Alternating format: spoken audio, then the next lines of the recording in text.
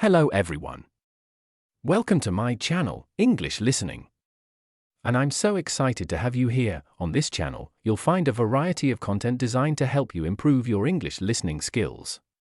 Whether you're a beginner or looking to perfect your advanced skills, there's something here for you. Don't forget to like, subscribe, and hit the bell icon so you won't miss any of our new videos. Feel free to leave comments and let me know what topics you'd like to see covered. Alice in Wonderland, Chapter 2, The Pool of Tears. Curiouser and curiouser, cried Alice. She was so much surprised that for the moment she quite forgot how to speak good English. Now I'm opening out like the largest telescope that ever was. Goodbye, feet. For when she looked down at her feet, they seemed to be almost out of sight. They were getting so far off. Oh, my poor little feet. I wonder who will put on your shoes and stockings for you now, dears? I'm sure I shan't be able. I shall be a great deal too far off to trouble myself about you. You must manage the best way you can, but I must be kind to them, thought Alice, or perhaps they won't walk the way I want to go. Let me see, I'll give them a new pair of boots every Christmas, and she went on planning to herself how she would manage it. They must go by the carrier, she thought. And how funny it'll seem, sending presents to one's own feet. And how odd the directions will look. Alice right foot, Esquire, hearthrug, near the fender, with Alice love, ... Oh dear, what nonsense I'm talking. Just then her head struck against the roof of the hall. In fact, she was now more than 9 feet high, and she at once took up the little golden key and hurried off to the garden door. Poor Alice. It was as much as she could do, lying down on one side, to look through into the garden with one eye, but to get through was more hopeless than ever. She sat down and began to cry again. You ought to be ashamed of yourself, said Alice, a great girl like you, she might well say this, to go on crying in this way. Stop this moment, I tell you. But she went on all the same, shedding gallons of tears, until there was a large pool all round her, about 4 inches deep and reaching half down the hall. After a time she heard a little pattering of feet in the distance, and she hastily dried her eyes to see what was coming. It was the White Rabbit returning, splendidly dressed, with a pair of white kid gloves in one hand and a large fan in the other. He came trotting along in a great hurry, muttering to himself as he came, "Oh, the Duchess, the Duchess! Oh, won't she be savage if I've kept her waiting?" Alice felt so desperate that she was ready to ask help of anyone, so, when the rabbit came near her, she began, in a low, timid voice, "If you please, sir." The rabbit started violently, dropped the white kid gloves and the fan, and scurried away into the darkness as hard as he could go. Alice took up the fan and gloves, and, as the hall was very hot, she kept fanning herself all the time she went on talking. Dear, dear. How queer everything is today. And yesterday things went on just as usual. I wonder if I've been changed in the night? Let me think, was I the same when I got up this morning? I almost think I can remember feeling a little different. But if I'm not the same, the next question is, who in the world am I? Ah, that's the great puzzle. And she began thinking over all the children she knew that were of the same age as herself, to see if she could have been changed for any of them. I'm sure I'm not Ada, she said, for her hair goes in such long ringlets. And mine doesn't go in ringlets at all, and I'm sure I can't be Mabel, for I know all sorts of things, and she knows such a very little. Besides, she's she, and I'm I, and oh dear, how puzzling it all is. I'll try if I know all the things I used to know. Let me see, 4 times 5 is 12, and 4 times 6 is 13, and 4 times 7 is, oh dear. I shall never get to 20 at that rate. However, the multiplication table doesn't signify. Let's try geography. London is the capital of Paris, and Paris is the capital of Rome, and Rome, no, that's all wrong, I'm certain. I must have been changed for Mabel. I'll try and say how doth the little, and she crossed her hands on her lappers. if she was saying lessons, and began to repeat it, but her voice sounded hoarse and strange, and the words did not come the same as they used to do. How doth the little crocodile improve his shining tail, and pour the waters of the Nile on every golden scale? How cheerfully he seems to grin, how neatly spread his claws, and welcome little fishes in, with gently smiling jaws. I'm sure those are not the right words, said poor Alice, and her eyes filled with tears again as she went on. I must be Mabel after all, and I shall have to go and live in that poky little house, and have next to no toys to play with. And oh, ever so many lessons to learn. No, I've made up my mind about it. If I'm Mabel, I'll stay down here. It'll be no use their putting their heads down and saying, "Come up again, dear."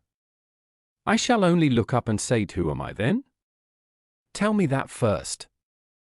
And then, if I like being that person, I'll come up. If not, I'll stay down here till I'm somebody else. But, oh dear, cried Alice, with a sudden burst of tears, I do wish they would put their heads down. I am so very tired of being all alone here. As she said this, she looked down at her hands, and was surprised to see that she had put on one of the rabbit's little white kid gloves while she was talking. How can I have done that? She thought. I must be growing small again. She got up and went to the table to measure herself by it, and found that, as nearly as she could guess, she was now about 2 feet high, and was going on shrinking rapidly. She soon found out that the cause of this was the fan she was holding, and she dropped it hastily, just in time to avoid shrinking away altogether. That was a narrow escape, said Alice, a good deal frightened at the sudden change, but very glad to find herself still in existence. And now for the garden, and she ran with all speed back to the little door, but, alas! The little door was shut again, and the little golden key was lying on the glass table as before. And things are worse than ever, thought the poor child, for I never was so small as this before, never. And I declare it's too bad, that it is. As she said these words her foot slipped, and in another moment, splash! She was up to her chin in salt water. Her first idea was that she had somehow fallen into the sea, and in that case, I can go back by railway, she said to herself. Alice had been to the seaside once in her life, and had come to the general conclusion that wherever you go to on the English coast you find a number of bathing machines in the sea, some children digging in the sand with wooden spades, then a row of lodging houses, and behind them a railway station. However, she soon made out that she was in the pool of tears, which she had wept when she was 9 feet high. I wish I hadn't cried so much, said Alice, as she swam about, trying to find her way out. I shall be punished for it now, I suppose, by being drowned in my own tears. That will be a queer thing, to be sure. However, everything is queer today. Just then she heard something splashing about in the pool a little way off, and she swam nearer to make out what it was. At first, she thought it must be a walrus or hippopotamus, but then she remembered how small she was now, and she soon made out that it was only a mouse that had slipped in like herself. Alice with mouse in pool of tears. Would it be of any use, now, thought Alice, to speak to this mouse? Everything is so out of the way down here, that I should think very likely it can talk. At any rate, there's no harm in trying. So she began, "Oh mouse, do you know the way out of this pool? I am very tired of swimming about here, oh mouse." Alice thought this must be the right way of speaking to a mouse. She had never done such a thing before, but she remembered having seen in her brother's Latin grammar, a mouse of a mouse to a mouse, a mouse, oh mouse. The mouse looked at her rather inquisitively, and seemed to her to wink with one of its little eyes, but it said nothing. Perhaps it doesn't understand English, thought Alice. I dare say it's a French mouse, come over with William the Conqueror. For, with all her knowledge of history, Alice had no very clear notion how long ago anything had happened. So she began again, "Oh you ist ma chat," which was the first sentence in her French lesson book. The mouse gave a sudden leap out of the water, and seemed to quiver all over with fright. "Oh, I beg your pardon, cried Alice hastily, afraid that she had hurt the poor animal's feelings. "I quite forgot you didn't like cats." "Not like cats," cried the mouse, in a shrill, passionate voice. "Would you like cats if you were me?" "Well, perhaps not," said Alice in a soothing tone. "Don't be angry about it. And yet I wish I could show you our cat Dinah. I think you'd take a fancy to cats if you could only see her.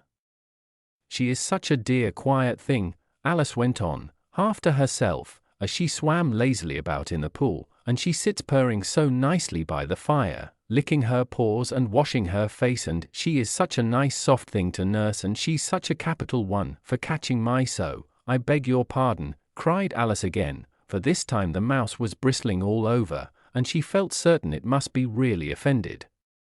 "We won't talk about her any more if you'd rather not." "We indeed," cried the mouse, who was trembling down to the end of his tail. "As if I would talk on such a subject. Our family always hated cats, nasty, low, vulgar things." "Don't let me hear the name again, I won't indeed," said Alice, in a great hurry to change the subject of conversation. Are you fond of dogs?" The mouse did not answer, so Alice went on eagerly. "There is such a nice little dog near our house I should like to show you. A little bright-eyed terrier, you know, with such long curly brown hair. And it'll fetch things when you throw them, and it'll sit up and beg for its dinner, and all sorts of things I can't remember half of them, and it belongs to a farmer, you know, and he says it's so useful. It's worth £100. He says it kills all the rats, and oh dear," cried Alice in a sorrowful tone, "I'm afraid I've offended it again."